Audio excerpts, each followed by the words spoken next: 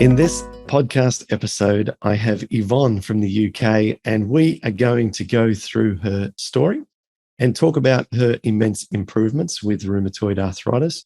And a theme for this episode is going to be along the lines of doing the Paddison program in parallel to medications and the interpretation of progress and how to taper off those medications and observing the low state of symptoms that remain as medications are tapered. So, Yvonne, after some tech problem, we are set up and we're ready to go. It's lovely to have you on the podcast.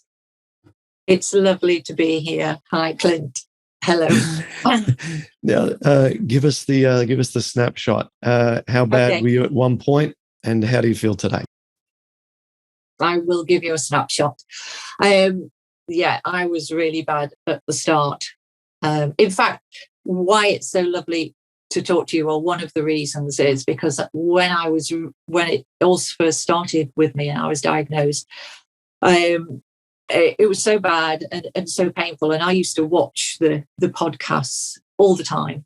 They were absolutely brilliant for me. I used to soak up all the information from them because you always thought someone had some tiny little snippet they could tell you that would really help. And I loved it.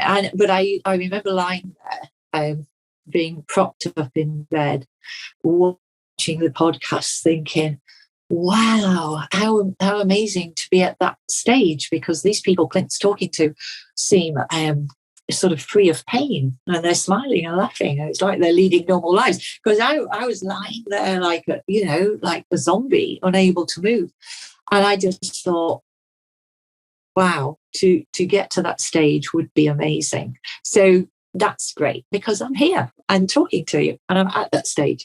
And so that is absolutely amazing for me, because, to go back to the start, I was really bad. It started for me, and I know the date because that I really felt my knees go. It was the 9th of December, 2017. So right at the end of that year.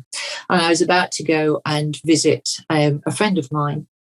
And I got up, and it was really weird. Could hardly get out of bed. Both my knees just wouldn't work.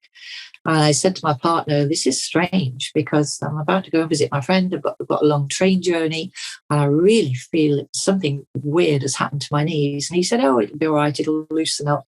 Fine. Go and enjoy yourself. So I had this horrific train journey where I had to stand. The train was crowded. I was going off to Liverpool to see my friend. And I thought, wow, I can hardly cope with this. I can't deal with it. It's getting really bad. And I got there and had the most horrendous weekend where my knee joints were just awful. I felt dreadful. I felt dreadful landing on a friend in that state, because it just seemed to get really bad. She was lovely. And so that's when it started, and it escalated really quickly. That was the start, and then over a matter of weeks, every joint became inflamed. I couldn't move my hands. I couldn't lift my arms. Just about every joint, and I was like, I just slowly, came to a halt. That's what it felt like I was sort of rusting up. And it was literally in a matter of weeks.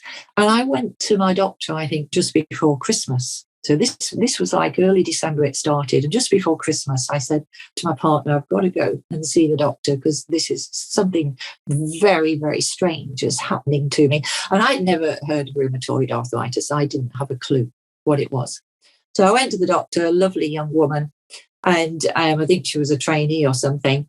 And it took me, I don't know how long, to get from the chair in the waiting room to her waiting at the door. I was walking so slowly, I could hardly move.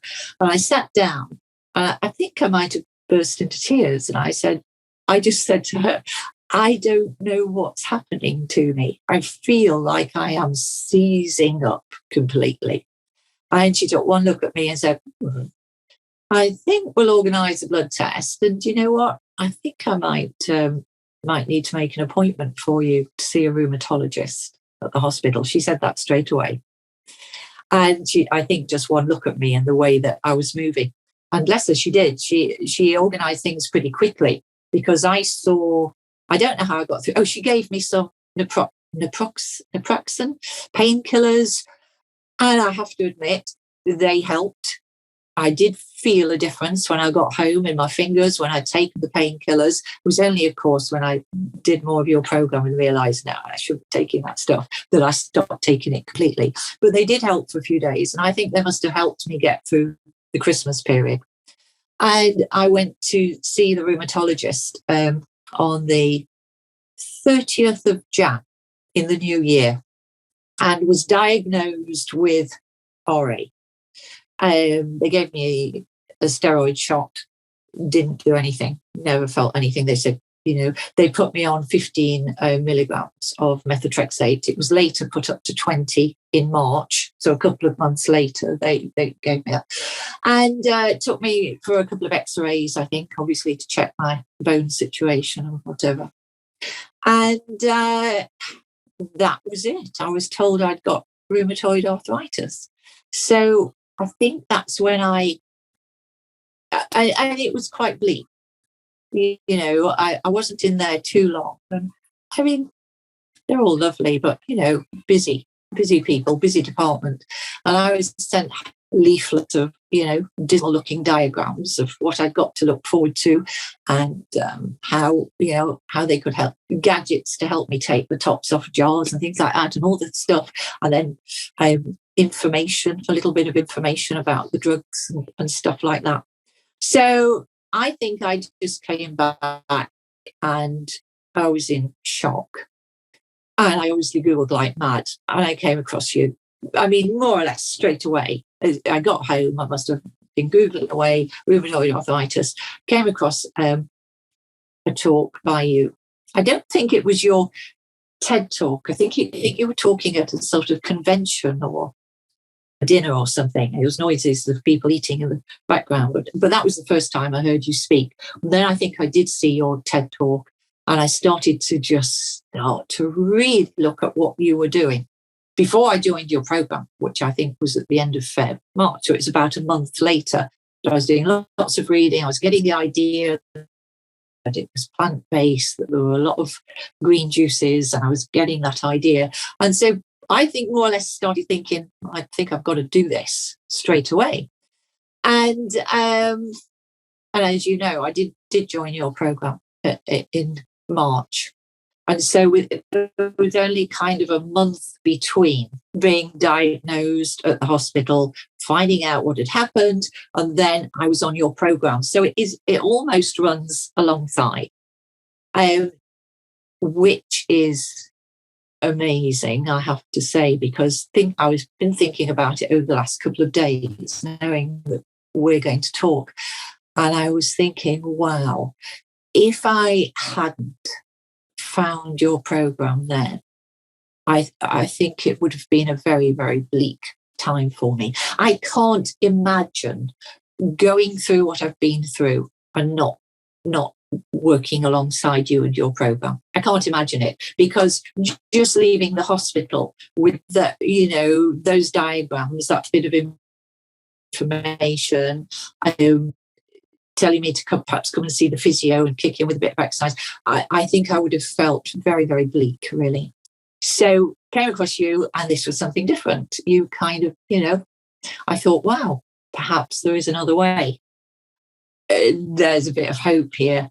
I can do something. I can start to help myself, because I'm quite proactive and I like to do stuff. I can't just sit back. And so that was absolutely brilliant. And I leapt into the program as soon as I joined, full on. And, the juices, the plant-based, talked to my partner about it, said what I was going to do.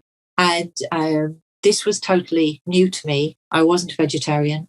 I was a meat eater. I ate all the wrong things. I thought I ate quite healthily, but, it was dairy, it was meat. I had eggs, I had fresh veg and whatever, but all that stuff. And so for me, it was like overnight, I'm now doing this. I'm following the Paddison Program overnight. And I just was totally, and I did so much research and listened to podcasts and took so much in. I kind of learned all that I could. I was thirsty to sort of really find out what I could do to help myself, really. But I have to say that the first few months, I think that the inflammation was like really out of control for a few months. And because it's a weird one, but I was looking back, and something happened 3 weeks after starting your program, 3 weeks into March. In one of my notebooks, I've put pain completely melted away from both shoulders. And I think that's what made me think, oh, what's going on here? Because I hadn't really noticed a lot. I was in agony, but I wasn't one of those people who the cleansing juices had an amazing effect. That didn't seem to happen. And so I just kept going with the program. But about 3 weeks in, the pain went from my shoulders because I hadn't been able to lift my arms at all. And I put in my notes, I can make more of a fist. I can almost make a fist with both hands. And for me, that was like, okay, something's happening here. What it is, I'm not sure. Is it the drugs? Is it the Paddison Program? But something is happening. So that helped to keep me going. Because I think my inflammation was like all over the place. I think when I first, even though I was so bad, it still got worse. And for the first months, until about May, June, that summer, it really, I was bedridden for about a month in April, I think. It got so bad. And I looked at my ESR results, and they kind of started off, CRP was 15 when they took my first blood test. My ESR results were about 30. And then like February time, they were 34. March going up to 40 something. And by the time I got to April and May, my ESR was like 87. And it was really high. And so I was in so much agony, Clint. I hardly moved. I just, going to the bathroom was like about 10 minutes because I would like sit on the edge of the bed. And I'd moved to my daughter's bedroom and bed because I couldn't stand the thought my partner or any, the pain would have been horrific. And I had to do that. I had to just sleep on my own. My daughter doesn't live at home anymore, so I was in a different bed. And the other thing that was great was that her bed was about 4 inches higher from the ground, which doesn't sound a lot. But when you're really struggling to stand up with bad knees and whatever, it made all the difference to me being able to stand. But it was horrific. Just getting up to go to the bathroom was horrific. It was like needles in my knees. And I would move myself to the edge of the bed and then kind of psychologically psych myself up to standing up. Don't know if you recall feeling like that, but kind of thinking, okay, I know this is going to be painful. I would have to like really talk myself into being able to stand to get up to go to the bathroom. And I also remember one night lying there, and my shoulders were a bit cold. And I honestly, the easiest way to pull the duvet up to cover my shoulders was to use my teeth. And I used that because I couldn't lift my arms. I'm thinking back to this now, thinking this is crazy, that so much pain and so much disability, absolutely crazy. And oh my goodness, you never, ever want to revisit that again. And so it was almost as though when I went to the rheumatologist and they diagnosed it, this disease was just beginning, and nothing was going to stop it for a month or two. It was like, right, this is the first roar, if you like, in your body, and it's going to go this. And so I don't think anything would have stopped it. I certainly think what I was doing helped to slow it down, but it's almost like it had to get that bad, and nothing was going to stop it. So then, when I looked in my notebook about, I've put in my notebook, a bit of a learning curve, a bit of a healing curve. Actually, today was downstairs for the whole day and able to not be so fatigued that, I had to go back to bed. And so I started to come out of it that summer.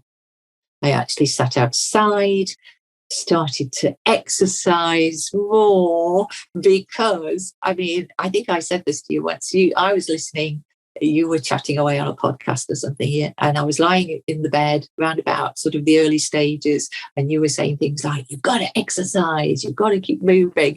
And I was lying there going, oh, for goodness sake, what are you talking about? I can't even stand.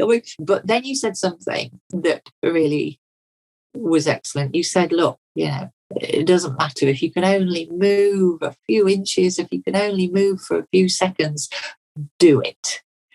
And that really struck a chord with me. And so, I stood next to the bed doing a few Bikram poses that must have looked like nothing like Bikram poses for a few seconds, and then I would fall back onto the bed. So I started, you just said, do what you can. And I thought, okay, you can't lie here forever like this. Do what you can. And I did start to exercise. And I started, and my daughter came to visit me and said, okay, Mum, how many laps can you do around the kitchen table? She's a little like me, get something done. And so she forced me to walk around the kitchen table 6 times and said, okay, like tomorrow you can try for 7. So I had these, this was lovely. And a neighbour had injured a foot, and she had a spare pair of crutches, and they were brilliant. So I borrowed those and I used them for about a couple of months. And because they kind of enabled me to move and walk when I don't think I would have been able to. So I actually used those crutches for a couple of times. And in fact, one of the blood tests, I went down to the hospital, which is about a mile away. I went on the crutches. I walked on the crutches. So they helped me to move as well. So that was the start. It was really bad, really bad. Every joint I can think of, even my jaw and my toes, and very bad first few months. And then from then on, just steadily getting better from then on. Not in a straight line. It would get better and then go back again. And that's another thing that I've learned through this process. I certainly didn't heal in a straight line. I just kind of, but I was healing all the time. I have this sort of metaphor where I say it's now that I look back on it, to me, it's like the tide coming in at the seaside. And you see the waves wash up on the shore, and that would be my healing surge. I'd feel good for a week or two, but then they roll back again, and that'll be something, you have a mishap or whatever, and then they roll back up again and you're having a good time, but then you do exercise a bit too much and it's a setback. But actually all the time, and you hardly notice it, the tide is coming in, it's inching in, and the waves are coming in. And that's what my healing felt like, sort of coming and going, ebbing and flowing. But actually, when I look back on it and I look back on my notes, there was a steady progress. It was hard work. The diet, two things, obviously, that everyone mentions, and it's such a major part of your program, the diet and the exercise. And I certainly had to do both.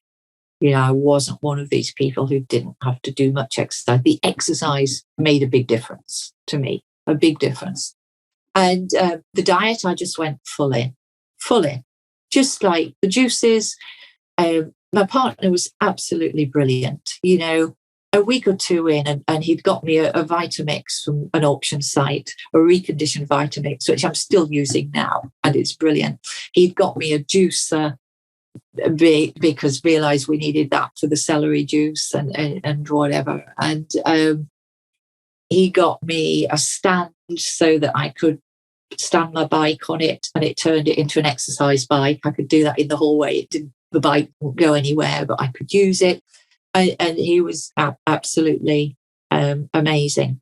So I did both. The diet full on, absolutely, just changed the way I ate overnight. Lots of green leaves, lots of juices, some smoothies, salad. And I lost lots of weight, huge amount of weight.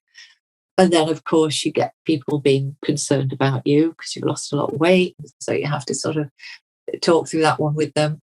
And the exercise just so important. I was reading in my notes, it said something like exercise for 3 full hours and realized felt so much better for hours afterwards today. And so I had to do that. And I had this, so for the first 2 years, as soon as I could sort of move a little bit more again, I had this regime of exercise. And I've got a local gym. It's in a little hotel about 2.5 miles up the road.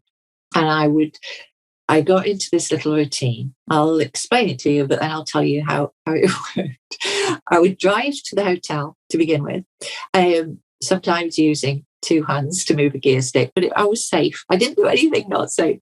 And I would drive to the hotel and I would go into the gym and go on the exercise bike. And later on, I'd also go on the rowing machine and the cross trainer. But to begin with, I'd just go on the exercise bike because you talked quite a lot about that. And knees were a big problem for me. Then I would move to the next little room and do a few weights. Then I would go upstairs and put my swimsuit on. Then I would go into the sauna and do Bikram moves in the sauna because I taught myself off, online course. And then I would just remember the moves and I did them in the sauna because that was the closest I could get to a hot pod, right? I would do them in the sauna. I'm sure people thought I was crazy. Then I would go down to the swimming pool, swim as much as I could. Then I'd go back, have a shower and do a bit of a Wim Hof at the end of the shower and have 60 seconds of absolute cold. So that was my routine. It would take me 2 or 3 hours a day, but I can't tell. What's so wonderful is how that changed during the course of the 2 years. So when I first did that routine, like I said, I drove to the hotel, could hardly move, would make my way in. The exercise bike, I wouldn't put it on any resistant number at all. I couldn't, and I would get on it and be on it for about 2 minutes. And you'd think I'd run a marathon. I would be so exhausted, so I'd get off it. Then a few weights, exhausted. Then I would pull myself up the stairs. I used to have to pull myself upstairs. And honestly, even getting changed for the swimming pool was exhausting. I'd do the Bikram yoga moves and do a bit of swimming. And when I was getting changed and dressed again after the swimming, oh my goodness, I would just have to sit and rest in the middle of drying myself and getting changed because it was like, I was so fatigued. So that would be the start. It was the same routine, but that was the level that I was doing it. And what is so wonderful is by the end of the 2 years, and I did it for most days. There were some days I missed, but this was a daily thing. But by the end of the 2 years, I was cycling up to the gym, 2.5 miles, going up on my bike. I would get on the exercise bike, and I think I got up to about resistance 9, and I'd be on it for about 25 minutes. I'd then go do some rowing machine. I'd do the cross trainer. I loved the cross trainer because it moved your knee joints without putting weight on them. You're moving them, but you're not hitting them down on the ground. So it worked really well. I'd do the weights for much longer, much heavier than I had before. I'd nip up the stairs, no pulling myself up the stairs. I would do the Bikram yoga. I'd have a really good swim up and down, and I would cycle home again.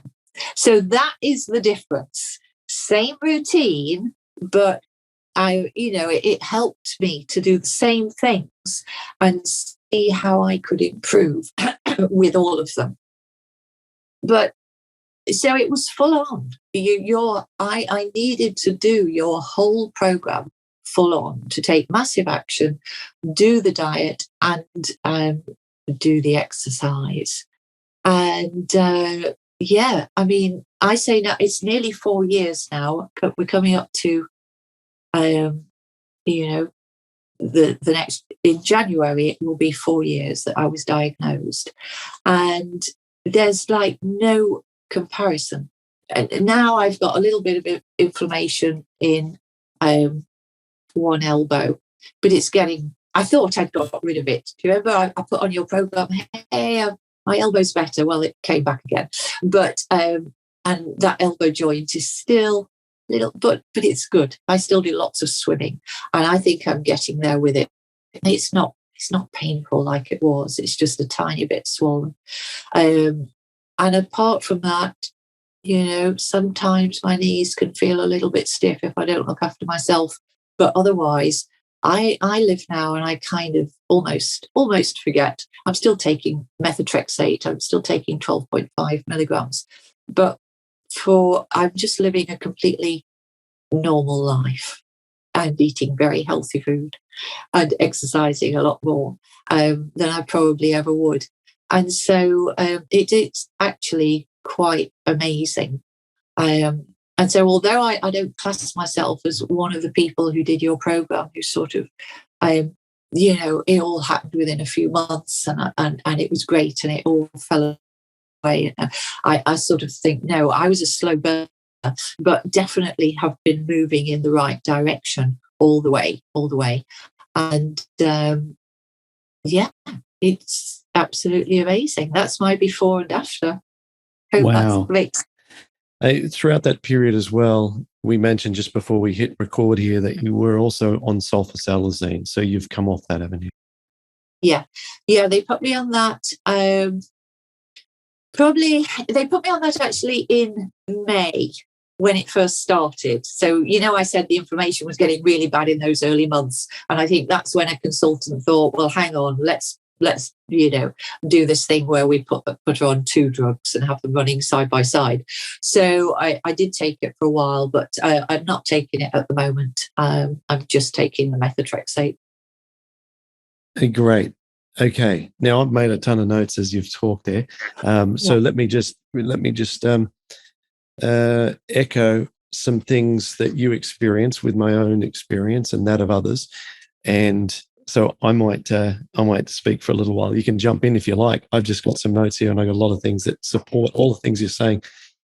Such a sensational story, so inspirational. And as you say, it's great to share with our community examples of really hard yards. Like every single movement up the football field has come with effort. It's not like one of these Hail Marys on the American football where they throw the ball at one end, catch it at the other and score a touchdown. You've had to drive up the middle one after another. And it's taken a very long time and very slow. I love your metaphor of the tide rising slowly as the waves go out and in, but there's a general slow trend. And that's was my experience as well. So I've had two experiences of battling rheumatoid. The one I always speak about, the one on my TED Talk, which went over sort of a 4 to 5 year period. And for the most part for me during that time, I experienced little to no progress. It was just at first backwards. And then after that, there were periods of stability. Like 1 year, for example, I did Bikram yoga almost every single day just so that I could walk. And I was on a raw food diet most of that time. And at the end of the 12 months, I just wasn't worse. And that was my first victory, is not being worse at the end of that year, because I'd worsened for the 2 years prior terribly. And so likewise, mine was an extremely slow burn. And then, of course, I spoke about at length in my summit, my Rheumatoid Solutions Summit presentation, about the setback that I had from one awful greasy restaurant meal and how I had to recover from that from a few years back. So So I'm really excited to share these other things just to complement the wonderful information that you gave us just then. I love that you've done disease modifying drugs in parallel to the program and not tried to just do the program. When rheumatoid arthritis is early diagnosed, it's exactly like you say. It's got its own agenda. And it's so difficult during those first months. I think it's kind of in the first 9 to 12 months. It's like an out of control, raging bull. And rheumatologists will use the phrase, it's a race to remission. That's what Dr. George Munoz has frequently said on our live monthly calls with our members.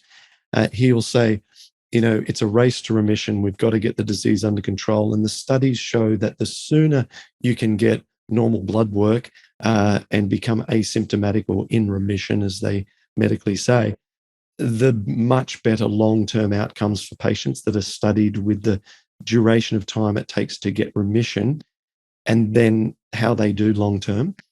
And so you've gone and done medically what's sensible and also commonsensically what's sensible, which is, what else can I do? I got to eat, right? I got to eat anyway. I might as well exercise. I might as well get healthier. And you've done that in parallel. So I just wanted to say how great that was and bring up something that I share with some people who are sometimes struggling in our support group. And I wanted to read these 8 things out, which are the only ways that people fail this program. And I put fail in inverted commas because there is no way you can fail. The only fail is giving up and thinking that the science doesn't apply to you. This is science. So it's not like, one person should do keto, the next person carnivore, the third person autoimmune protocol, and someone Paddison program. The science supports completely and in a concrete manner that a plant-based diet is optimal based on all the studies that's been done over the last 30 years on diet and rheumatoid. So these are review studies. Not just someone says, here's our study. This is a review of the literature. 3 separate reviews of the literature by different groups around the world over the past 4 years say the same thing. So we haven't got one diet for one diet for the next.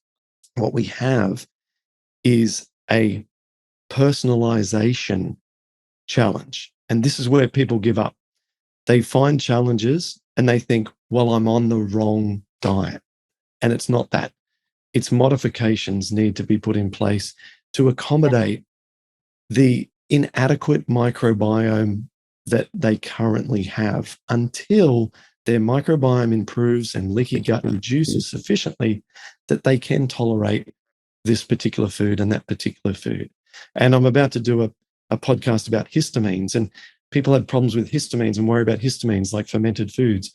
That is a red flag indicator of a poor microbiome. It's not that we should be scared of fermented foods because they have histamines. It is a case of, well, I need to improve my gut because I'm getting a red flag to tell me I'm histamine sensitive. It's like allergies are also a microbiome compromised indicator. So I'm getting it. Yeah, you're exactly right. You begin to realize the more work you do, well, I certainly have done, how complex this, not only this disease is, but your response to it and how complex your body is. And I really think you just have to become your own experiment. You just have to listen to your body. You have to look at what you're doing to it. You have to look at how it responds. And I mean, again, with hindsight, I wish I knew about the red flags that you call them, because I think I've had them almost all through my life. And now when I look back, I can see, I got psoriasis when I was 9 years old. In my early 20s, I had an allergy test on my arm saying, oh, you seem to be responding to everything in a mild way. I thought, oh, that's interesting. When I was in my late 20s, really starting off with work and doing some very stressful things like going to lots of conferences and I started to get sort of stress swellings. My lip would swell or my eye. And it would be like if I was really stressed before a conference, then I'd have to take an antihistamine. And so that's my body saying something. When I was in my 40s, I got diagnosed with an underactive thyroid gland. And so there were all these kind of signals. And also, during a few years, about 5 years before it started, I had this kind of strange illness. I used to call it a perfect storm, and I'd have 24 hours of all I can say was feeling like I'd got a bad hangover, but I hardly drink. I never found the trigger. I don't know what caused it. And my partner used to say, it's going on like you've got food poisoning. I would just start to feel so ill.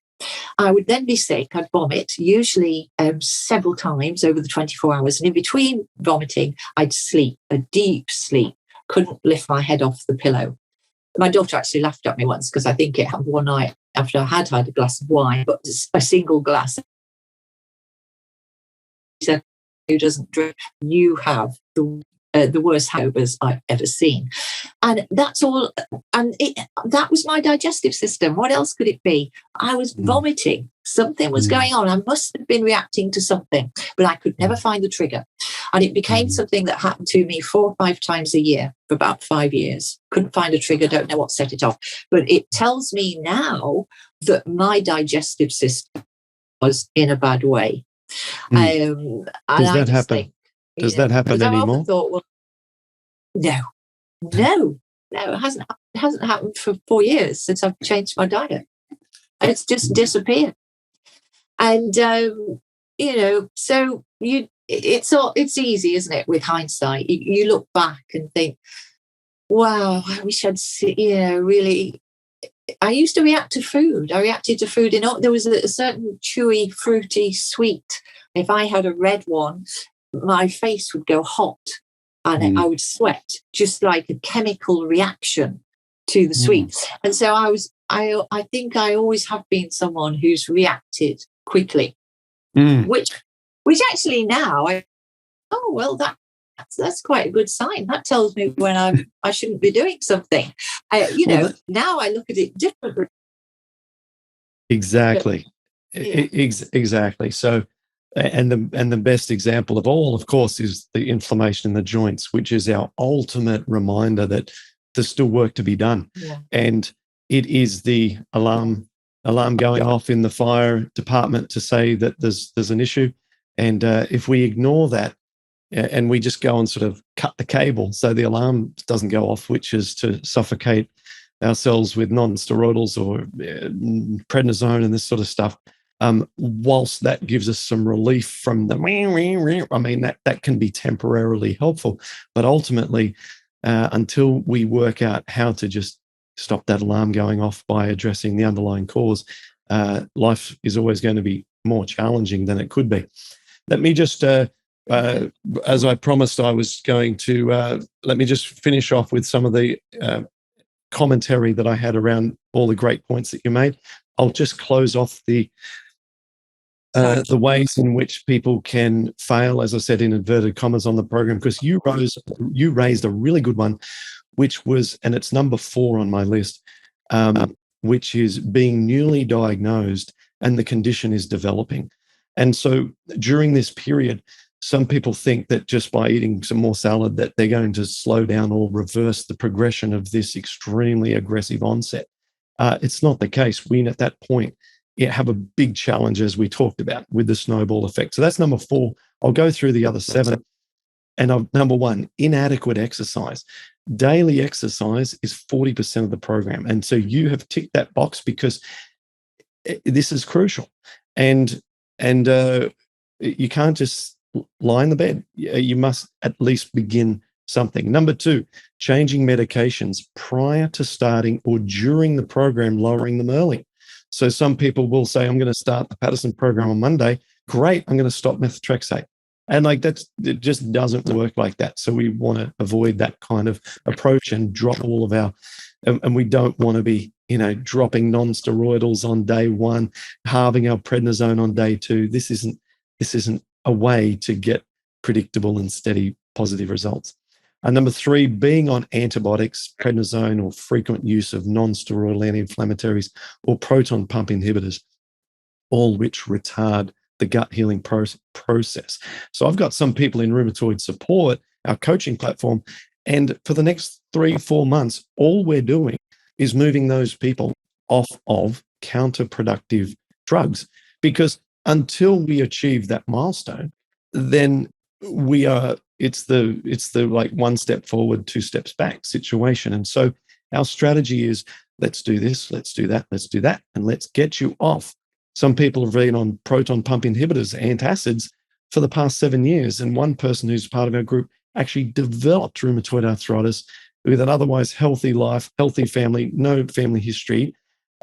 In her early years, I think she's only in her early 30s, because of an association is the correct term, a strong association of heavy use of proton pump inhibitors.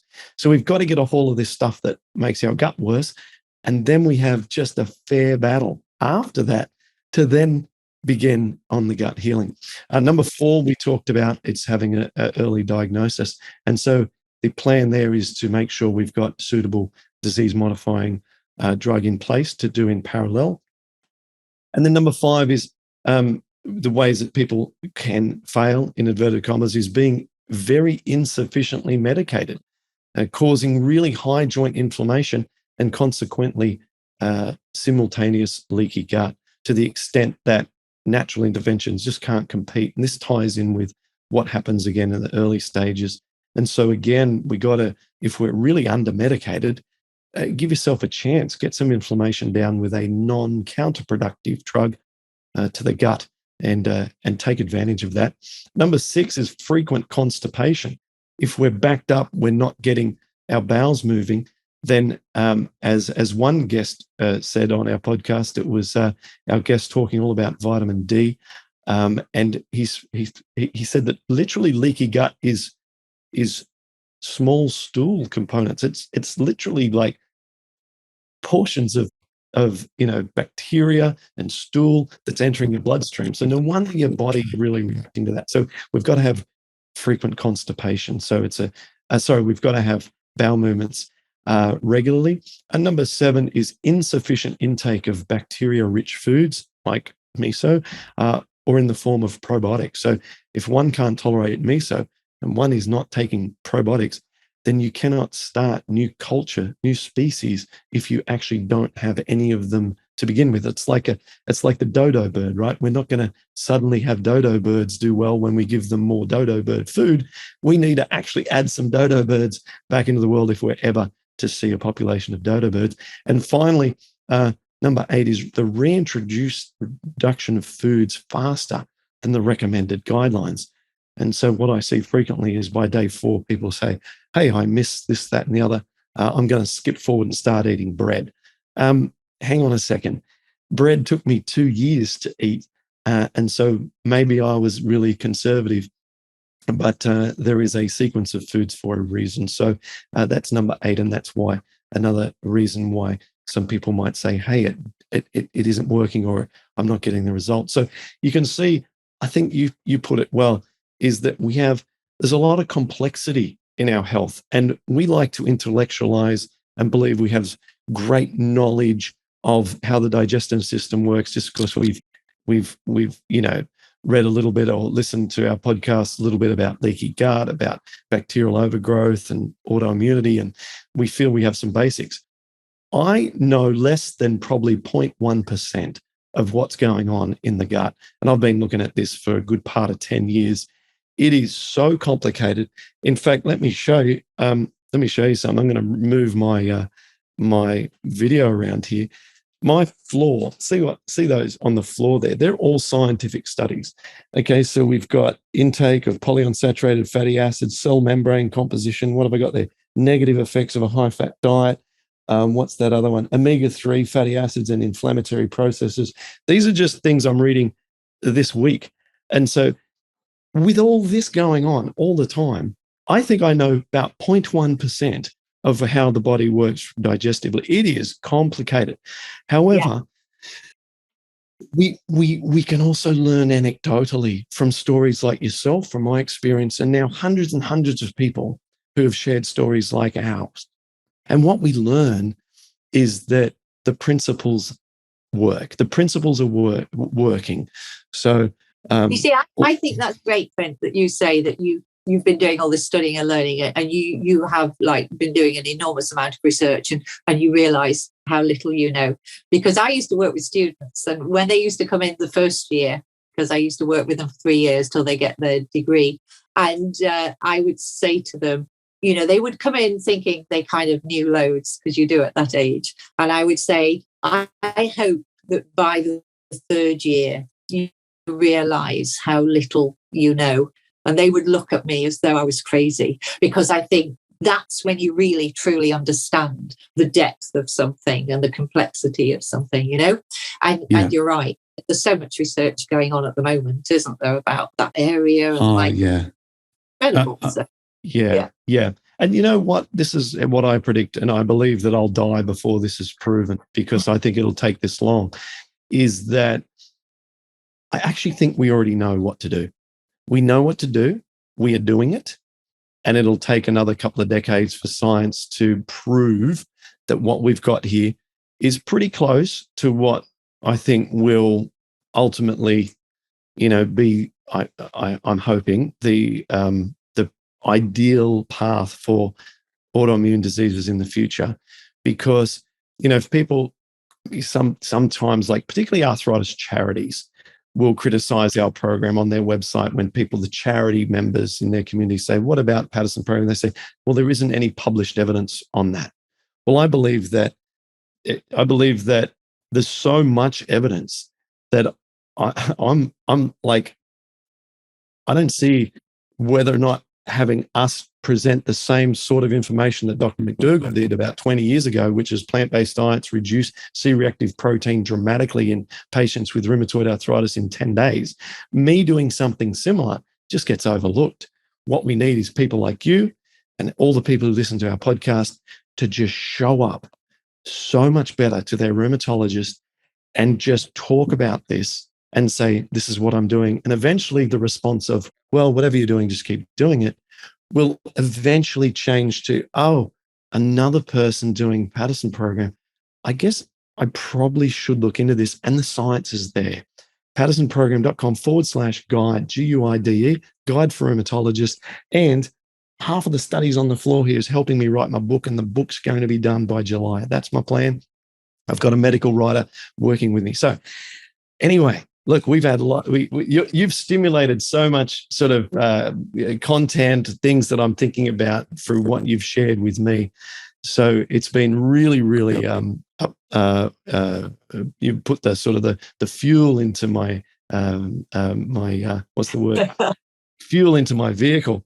I think is there a couple other things I wanted to say. Oh, with elbows, try and do some pull-ups. Okay, right. Get an overhead bar. Because I reckon probably, I don't know, because it's hard to know, even when it's your own body, whether or not it's tendonitis or synovitis, but elbows. Right. My elbows, one had surgery, one was inflamed for 4 years. Pull-ups, just try and do some pull-ups. Even if you can't even lift your body weight, just try. Get a pull-up bar. Okay. That is so timely, you saying that, because the other day I visited my brother and he's got scaffolding at the side of his house. Yep. And I actually said, you know what, that's a good height for pull-up. He'd used it to heal his frozen shoulder that he'd had a while ago. And also I actually used it. So that's very timely. Yeah, I'll try that. Yeah, and do it at the gym if the gym's open as well. Do it every day. Just attempt to hold your body weight and attempt to pull up with one little caveat. Don't hang completely such that your elbows are completely in extension, right? Basically, as long as they can, until you've built great strength in the biceps and triceps, because otherwise all the weight goes through the joint. So have a little bend in your elbows when you start doing this until you're getting stronger and stronger, and then you can attempt a complete free hang. Okay. Yeah. Thank you. And then I think, pulling up your covers with your teeth. I used to do that. I talked about that, I think, in my TED talk. That used to be something I did every single night. My knees, like yours, just trying to get off the bed, excruciating. And that's everything. That's all the notes I wanted to add. Thank you. This has been fun. I feel more energy than what I did when we started, and we've been chatting for a while. Good. So thank you very much. It's been wonderful. Keep up the great work, Yvonne. Oh, well, I certainly will. There's still so much to do, but I just hope that, someone gets something from listening to this. I still remember bits now that really resonated with me. You did a podcast with a young guy called Danny, I think, he went swimming lots, and it made me think, I really love swimming. I'll do that. And he also said something. He said, look, you said something like, well, you're putting a lot of energy into your exercise. And this guy said, hey, it's a very savage disease. You have to come back at it with just as much energy. And I'm paraphrasing, but he said something that really made me think, this needs massive action. This isn't just, I can't just play at this. And so I did get an enormous amount from, little snippets that people would say in the podcast. And it was very, very important to me. And obviously, so grateful for you putting everything out there and for this resource you've created, which I was thinking the other day is like every stage I've been on, the Paddison Program has been brilliant for. So that early stage, it gave me so much hope. It kind of made me feel empowered that I could take back a bit of responsibility. I could work with the doctors. I could do something. And I don't think I would have had that otherwise, not just from going to the hospital or whatever. So that was so important for that. And all the podcasts and all the bits. And then when you're really trying to figure things out or you feel you're falling off track, you've got the wonderful supportive forum where you can just ask a question and lots of people come back with answers in a really supportive way. Amazing. Ellen just comes up all the time with her wonderful thumbs up or well done and like that. And so you feel that you can, when you're trying to figure things out, you can find out how to do it. And now I use it, just the thought that it's there, and it's developed into such an enormous resource where you can think, I wonder what Clint thinks about, I don't know, vitamin D3. Let's have a look at the resources and you can just look up. It's like an encyclopedia now. You just have to kind of look this stuff up. And that's an amazing comfort to think it's there. I mean, I knew when I was like feeling confused about COVID and what happens to people like us with our immune system, I wasn't getting much clear information from anyone, but I thought, I know, I'm going to look at the Paddison Program. Clint will be on this. And you were. And it was sort of your discussions and your talks with doctors and whatever that put me at rest. And so it's an amazing resource, which I'm sure you know. And thank you very much just for existing and putting it out there. Brilliant. Well, thank you, Yvonne. Much gratitude. And let's keep up the good work and keep doing what we're doing. No complacency, hard work, discipline, and feel happy about every extra little victory that we do, whether it be able for yourself to hold your body weight maybe in a few months on a pull-up bar. And for me, I'm up to almost 10 pull-ups, 10 chin-ups back to back in one session. So I'm working on that. So, got always improvement to make. And thank you for today. Thank you very much. Bye.